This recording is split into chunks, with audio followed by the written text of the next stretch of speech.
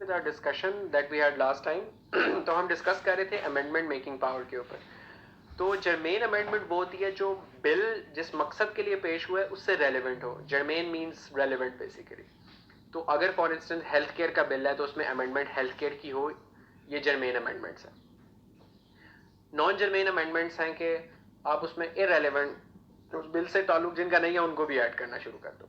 तो बेसिकली जब हाउस ने एक बिल पास किया और वो सेनेट के पास गया, पाकिस्तान में ये रूल है कि हाउस के बाद जब नेशनल असेंबली के बाद सेनेट में बिल जाता है तो सेनेट उसके अंदर फॉर इंस्टेंस अगर कुछ अमेंडमेंट करना चाहती है, उस बिल में चेंजेस करना चाहती है before passing it and resending it back to national assembly, they have to pass only the germane amendments which are relevant amendments to that bill. तो हेल्थ केयर के बिल में वो एजुकेशन की कोई चीज क्लॉज ऐड नहीं कर सकते. यूएस के अंदर सेनेट के पास पावर है, वो किसी भी किस्म की अमेंडमेंट कर सकती है. हाउस की किसी भी किस्म का बिल उसके पास आया, they can add any sort of amendment.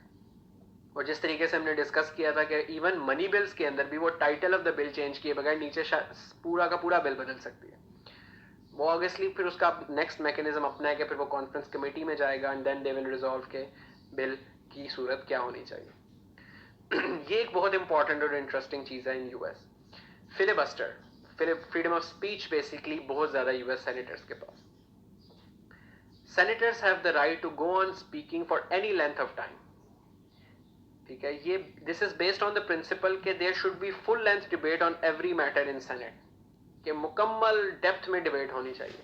मगर इसको मिसयूज बहुत हिस्टोरिकली किया जाता है और इस चीज को फिलिबस्टर कहते हैं.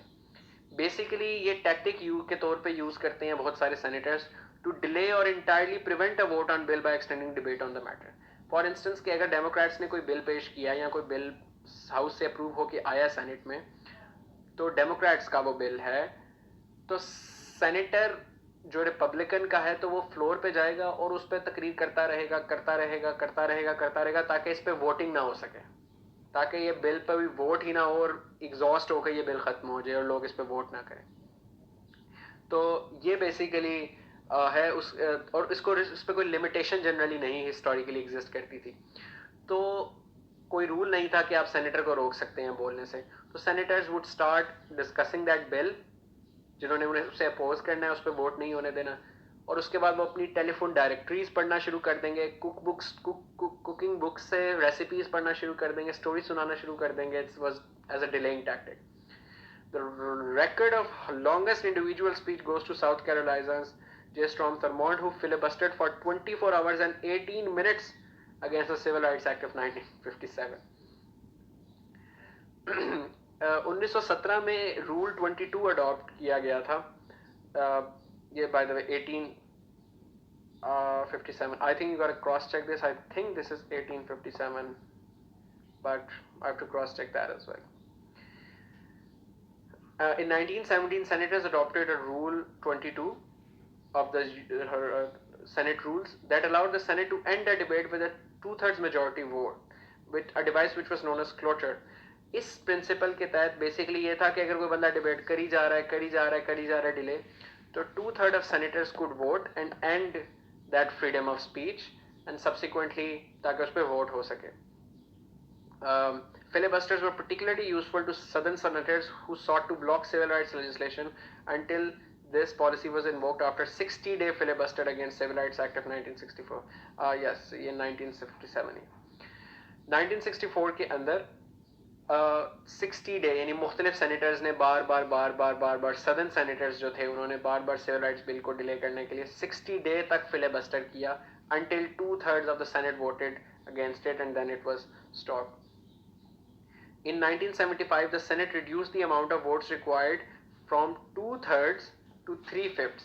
तो यानी कि अब पहले से कम सेनेटर्स चाहिए, पहले ज़्यादा सेनेटर्स, पहले 2/3 is 66 or 67 senators, so they have been reduced to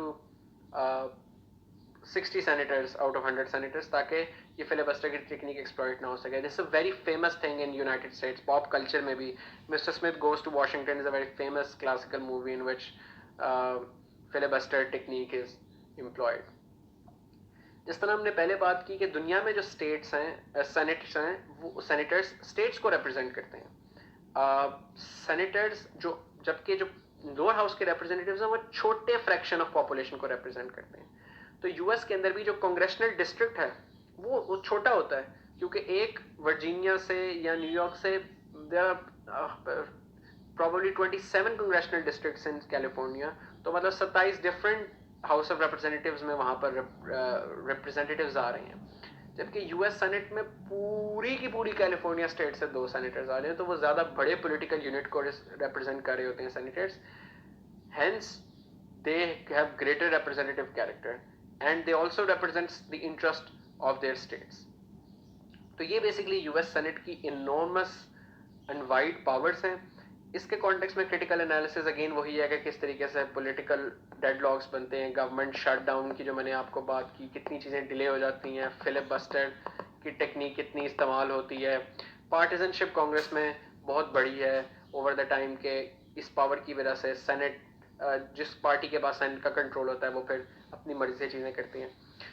In order to understand this system more effectively और किस तरीके से कांग्रेस का क्या रोल है, I wrote a piece a year, 2 years ago, and this is the title of that piece. It was published online in the blog, so you can just Google. I will also get it attached in the description box, but even if I don't, this is the title of the article that clearly एक बड़ा analytical उसके अंदर depth में जाके I have explained that what are the powers of the that constitution has given to Senate and Congress and why they have given that power and how certain times Congress fail to use that power if it's the benefit of the United States. तो ये 2-3 aspects आप basically लिख सकते हैं critical analysis के अंदर. This is the link of that article in the Nation. I hope this lecture helped you and I'll see you guys next time.